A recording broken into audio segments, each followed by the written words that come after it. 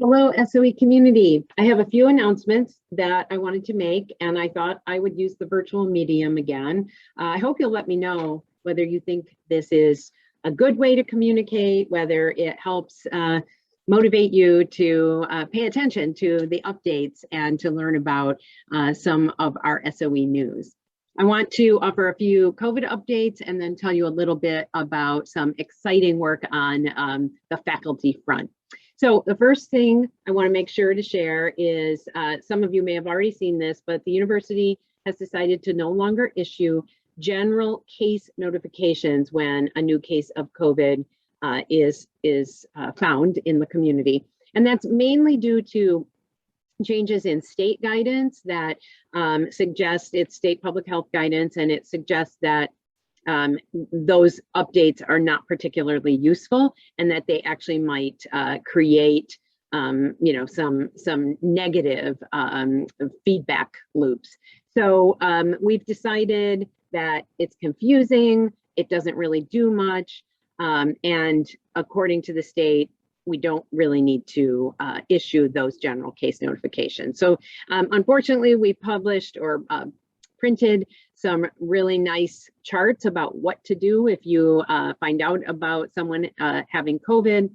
And there's still a lot of useful information on the charts, but that part about notifications is no longer valid. So we're scratching that out, papering over it, but so you'll see those posters around and just ignore anything that might say there's a general notification. Now, I should underscore that U of M's Environment, Health, and Safety, EHS unit, is going to continue to reach out directly to those who've been identified as close contacts of anyone who's contracted COVID. And they'll do case investigation and they'll provide the next steps. We ask that you don't do that work for EHS. We need them to take care of that because they know the different kinds of privacy protocols, the ways to protect both FERPA and HIPAA, regulations and guidance. And so we just want to make sure that we're not taking on that task, that's up to EHS. Know that they will do it. Know that it's happening behind the scenes, even if you don't get some sort of notification about it. Now, the really good news is that our classrooms have not been associated with transmission of COVID, and that's actually last year as well, even before we had such high vaccination rates. But now we're masking, we're vaccinated, and we're ventilating. And so we know that our safety procedures are really, really strong. It may be reassuring to know that our fabulous facilities manager, Mike Napolitan, has reviewed building ventilation. He's made sure there are air purifiers and fans in all classrooms and in workspaces. And we feel very confident that the ventilation systems are up to the highest standards. We're doing deep cleaning. And then with all these other mitigation measures, our very high vaccination rates, 95% of students are vaccinated. I can't remember the exact number, but it's something like 92% of faculty members, maybe even 94, and 81% of staff members are vaccinated. So we are in great shape in terms of the safety, as long as we keep masking. Don't forget to wear your mask, and don't forget, let people know if you see them unmasked, like just kind of, make that gesture so they remember, because a lot of times people might have taken it down for a moment and forgotten to put it back on. So feel free to do that. And if you see someone or interact with someone who is refusing to wear a mask, let the dean's office know, let the chief of staff's office know, let the facilities office know. We will take care of it. Now, switching gears to maybe more fun news, I want to talk a little bit about how we're shaping our future faculty as we look ahead to the School of Education's second century. Now, we'll start with sad or bittersweet news. At last year, I announced several retirements, the retirements of Dr. Kathleen Graves, Dr. Pat King, Dr. Anne-Marie Palinsar, and Dr. Kathy Reichel. All four wonderful scholars, wonderful contributors and community members in our School of Education, and we miss them already. Only a few weeks into school, and we're feeling the absence of their amazing personalities and spirits.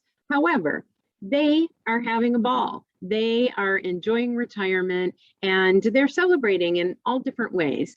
Kathleen, Anne Marie, and Kathy are all still either deciding what they want to do for a community celebration or opting out of a community celebration. And they have their reasons for those choices, and we want to honor those choices. Pat King, however, is having a community celebration Thursday, October 7th. It will be, a wonderful event. We'll be holding it, weather permitting, in the courtyard, so we'll be able to, be together and really celebrate Pat and thank her for all her accomplishments. We have two amazing promotions to announce. Dr. Michelle Bellino and Dr. Awilda Rodriguez both were promoted to the rank of associate professor with tenure. This is a superb accomplishment. We had no doubt that our amazing colleagues would sail through the process, but it's so nice to be able to give that official congratulations and to know that they are part of our community, and their contributions have been just so important in moving our work forward to advance education for justice. So congratulations, Michelle. Congratulations, Awilda. We're so proud to have you in our midst and to be your colleagues.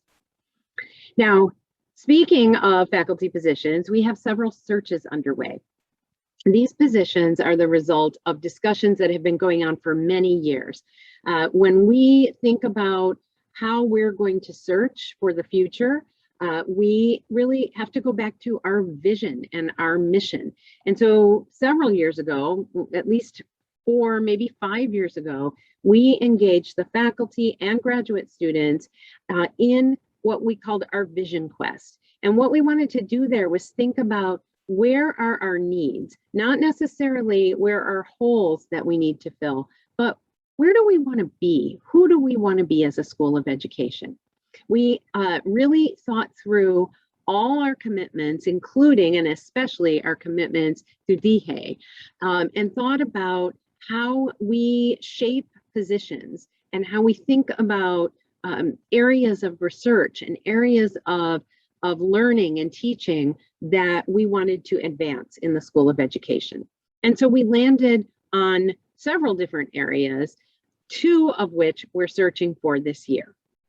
One of those areas is leadership and policy, and that is going to be a search chaired by Don Purak and Camille Wilson.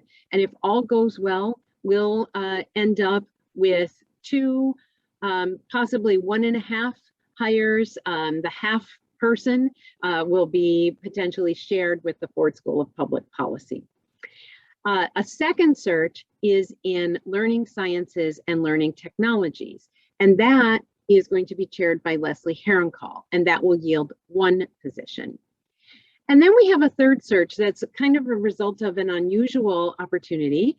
We were given a large gift by the Dunn Family Foundation to endow a professorship in psychometrics and testing. Now, this is really exciting because this allows us to really attract a senior scholar who can bring new attention to the work we do in program evaluation and in thinking about really rigorous assessment and really equity-minded testing and measurement. Now, all 3 of these searches will have diversity, inclusion, justice, and equity at the core. And all 3 of the searches will really be held to a very high standard, thanks to our diversity hiring protocols, developed originally by our beloved Carla O'Connor, and really iterated on and enacted across the years to enable us to hire the very best scholars who do the very best work and represent a diversity of perspectives, of identities, and of experiences. So we're excited, so excited about these searches. The campus visits will happen this fall. There will be a lot of people coming through, and they will be giving a number of different talks. In our School of Education, we always ask candidates to give not only a research talk, but also a pedagogical talk. This makes us unique among institutions, but it's our way of saying that we really value teaching and learning as much as we value the research that our amazing colleagues do. Everyone's invited to all of these talks, and I really want to encourage you to attend. Be watching for the announcements. There will be a lot of them, and it will be a busy time, but it's so exciting because we all come together and, you know, we're learning because all the candidates are amazing. So really put those on your calendar, show up and show these incredible colleagues what a community they could be coming to. Also, make sure that when we solicit your feedback, you provide it. We want to hear what you think, and that feedback is taken very seriously. Staff members, students, faculty members all have the opportunity to weigh in on the candidates. Then the search committees take that information and they look at all the other evidence. They look at publications, they look at teaching evaluations, they look at letters of recommendation from outside referees, and they make recommendations then to the EDAC and to the executive committee. EDAC informs the executive committee about their thoughts, and then the executive committee makes a final recommendation to me. So it's an incredibly exciting process. It's labor intensive. It's hard work to do that, so many at once. And we want to acknowledge the search committee chairs, the members of the search committees, the EDAC members and the executive committee members, and all the staff members who do the setting up of the talks. They provide, you know, the agendas and the calendars. They shepherd the different candidates around. It's not easy to do that on top of all the work that they already do. So thank you to everyone who puts really great effort and great expertise and high quality into making these searches the very best they can be. So we have new faculty joining a world-class faculty. We're excited about bringing people in who will continue to advance our preeminent research, our teaching, and the kind of service and public scholarship that we do in our pursuit of equity and justice in education.